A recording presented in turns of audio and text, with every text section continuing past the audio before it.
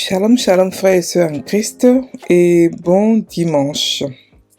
Aujourd'hui, notre rhapsodie porte sur le thème l'autorité et la domination de son nom. C'est le verset de Éphésiens 1, verset 19 à 21 qui dit « Et quelle est envers nous qui croyons l'infinie grandeur de sa puissance. Il a déployé en Christ en le ressuscitant des morts et en le faisant asseoir à sa droite dans les lieux célestes, au-dessus de toute domination, de toute autorité, de toute puissance, de toute dignité, de tout nom qui se peut nommer, non seulement dans le siècle présent, mais encore dans le siècle à venir. » Fin du verset. Le verset Christ dit, dans Éphésiens 1, verset 17 à 18, l'Esprit, par l'intermédiaire de l'apôtre Paul, a prononcé une belle prière pour le peuple de Dieu. Au fur et à mesure qu'il progressait dans la prière, il nous a montré quelque chose à propos de la véritable identité de Jésus. Il a expliqué l'autorité, le pouvoir et la domination investis en son nom. Les versets 17 à 20 disent « Quelle est la richesse de la gloire de son héritage qu'il réserve aux saints, et quelle est envers nous qui croyons l'infinie grandeur de sa puissance, se manifestant avec efficacité par la vertu de sa force. Il a déployé en Christ en le ressuscitant des morts et en le faisant asseoir à sa droite dans les lieux célestes. » Alléluia. Remarquez que Dieu a ressuscité Jésus donc les morts et l'a mis à sa droite. Ici, sa droite n'est pas une description d'un emplacement directionnel ou géographique. Cela veut dire dans le siège de puissance. Lorsque vous faites référence à quelqu'un comme étant votre bras droit, vous voulez dire qu'il vous représente, il a votre autorité afin d'agir à votre place. Jésus est sur le trône de Dieu. Où est-ce que cela se trouve exactement? Il dit au-dessus de toute domination, de toute autorité, de toute puissance, de toute dignité, de tout nom qui se peut non seulement nommer dans le siècle présent, mais encore dans le siècle à venir. C'est là que se trouve Jésus, sa position d'autorité. Ainsi, le nom de Jésus est au-dessus de tout pouvoir, de toute domination, de tout gouvernement, de toute autorité. La traduction Ouest nous donne une meilleure interprétation d'Éphésiens 1, verset 21. Elle nous dit que Jésus est au-dessus de tout gouvernement, de toute autorité, de tout pouvoir et de toute seigneurie, et de tout nom qui est constamment nommé non seulement dans cet âge, mais aussi dans celui qui est à venir. Pas étonnant que les apôtres aient utilisé le nom de Jésus et dominé le monde à leur époque. C'est ce que les chrétiens du monde entier doivent redécouvrir aujourd'hui, la puissance du nom de Jésus. Apprenez à utiliser ce nom en toutes circonstances. Fin du verset. Fin de la rhapsodie, pardon. Aujourd'hui, le pasteur nous parle de quelque chose de vraiment important que le corps de Christ a. Que le corps de Christ ne se rend pas compte de la puissance de ce qu'il a. En tant que chrétien, on a beaucoup de puissance. On a le fait de devenir enfant de Dieu, c'est une puissance. On a la parole de Dieu qui est une puissance. On a le Saint-Esprit qui est une puissance. Et on a le nom de Jésus. Et la Bible nous montre en fait dans le verset d'ouverture où est placé le trône de Dieu. Il dit, il a mis au-dessus de toute domination, de toute autorité, de toute puissance, de toute dignité. Ça veut dire que le trône de Dieu, la place, le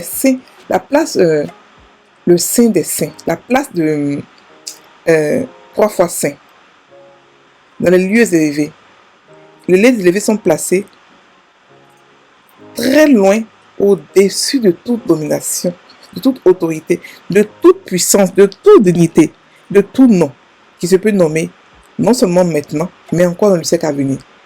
Ici, en fait, il faudrait que ça se passe, il faudrait qu'on la reçoive par révélation. Ce n'est pas quelque chose qui peut se comprendre comme ça. Parce que le monde est ce qu'il est. Mais quand nous voyons le monde, on voit le monde tout petit, on voit le monde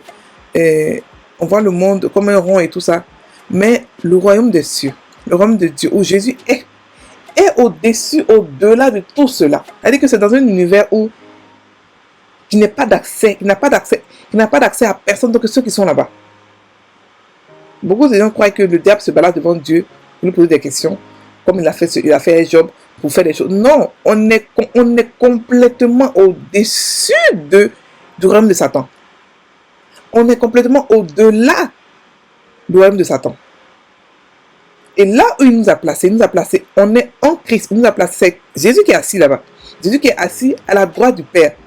Pas du côté droit du Père, mais dans le côté, dans une position d'autorité. C'est là-bas que Christ est. C'est là-bas que Christ est. C'est-à-dire que Jésus, la tête plus le corps, c'est là-bas que nous sommes, parce que nous sommes cachés en lui. Donc, étant donné que nous sommes au-dessus là-bas, on a aussi reçu un pouvoir qui est au-dessus de toutes choses. Le nom de Jésus.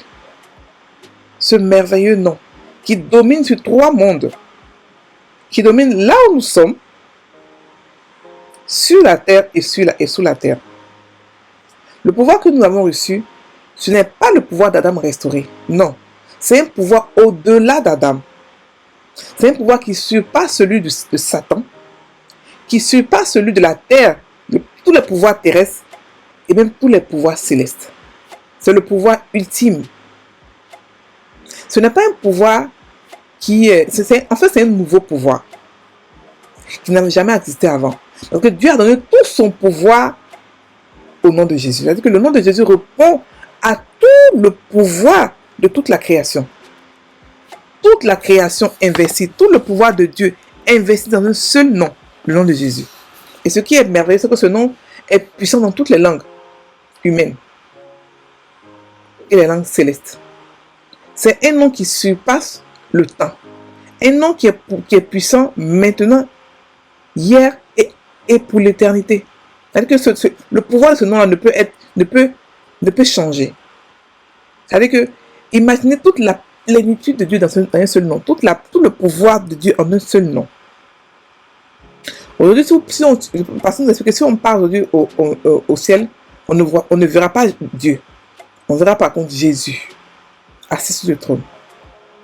Parce que dans Jésus, Dieu s'est caché. Dans Jésus, le Saint-Esprit s'est caché. C'est pour ça qu'on dit le nom de Jésus. On appelle tout le pouvoir de toute la création. C'est-à-dire qu'on appelle à la fois et le Père, et le Fils et le Saint-Esprit. Pourquoi? Parce que Jésus a dit à ses disciples, allez-y baptiser au nom du Père, du Fils et du Saint-Esprit. Mais lorsqu'ils se baptisaient, ils baptisaient toujours au nom de Jésus. Parce qu'ils ont compris le pouvoir de ce nom-là qui regroupe les 3 noms à la fois. Donc, le chrétien doit comprendre. C'est vrai que la révélation est progressive. On a fait un enseignement là-dessus sur cette chaîne, sur le nom de Jésus. L'enseignement de quoi 20 jours. Sur chaque jour, 10 minutes. Allez-y réécouter cet enseignement. Et méditer aussi avec cet enseignement. Le nom de Jésus est le nom, est la chose, l'instrument le plus puissant qui n'ait jamais existé. Qui n'ait jamais existé, le nom de Jésus. Il n'y a pas de nom, il n'y a pas de pouvoir plus puissant que ce nom. Parce que le pouvoir de Saint-Esprit, la puissance de Saint-Esprit, la puissance de la parole de Dieu, tout est en ce nom. Un seul nom. Et le nom doit être donné à nous en cadeau. Donc nous vivons dans ce nom. Nous vivons par ce nom. Nous sommes puissants et régnons par ce nom. Comment régner par ce nom?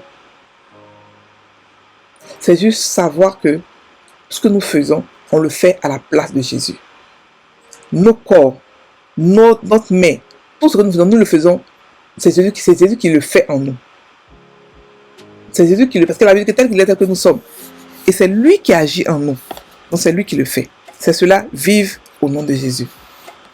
Et utiliser ce nom comme un instrument pour avoir toutes choses. Ce nom, la Bible dit qu'en ce nom, tout genou fléchit. Dans les cieux, sur la terre et sous la terre. Lorsqu'on parle des cieux, on parle de tout est céleste. Including Dieu. C'est-à-dire que tout est céleste. Se soumet au nom de Jésus. Même Dieu, le Père, se soumet au nom de Jésus. Parce qu'il a mis son pouvoir, il a agréé, il a agrégé ce nom. C'est un décret. Donc tout ce qui est dans les cieux se soumet au nom de Jésus. Tout ce qui est sur la terre, tout ce qui existe sur la terre se soumet au nom de Jésus. Et sous la terre, c'est encore plus grave parce que ces deux-là, le ciel et puis la terre, sont plus importants que sous la terre. Donc si on a déjà la domination sur les deux-là, la domination sur la terre, ce n'est qu'une formalité.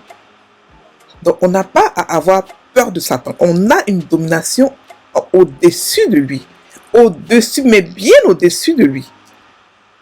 On n'a pas la domination d'Adam. C'est le pouvoir d'Adam que Satan a pris. Mais nous, on a le pouvoir au-dessus d'Adam. Parce que Adam, on ne lui a pas donné la domination sur le ciel, dans le ciel et sur la terre. Seulement sur la terre. On a reçu quelque chose de extrêmement puissant. On a reçu toute la puissance de Dieu en nous, dans notre bouche. Et on agit en tant que Dieu c'était. On n'est pas ordinaire. On n'est pas ordinaire. Donc ici, on est assis avec Christ au-delà de tout. Et nous dominons sur cette terre, sur tout gouvernement, sur toute autorité, sur tout pouvoir, sur toute seigneurie, sur tout nom. Frères et sœurs en Christ, ça se comprend par révélation. C'est pour ça que je vous demande de méditer le nom de Jésus. Parce que c'est un nom qui est extraordinaire. C'est un nom qu'on ne peut expliquer avec les mots humains.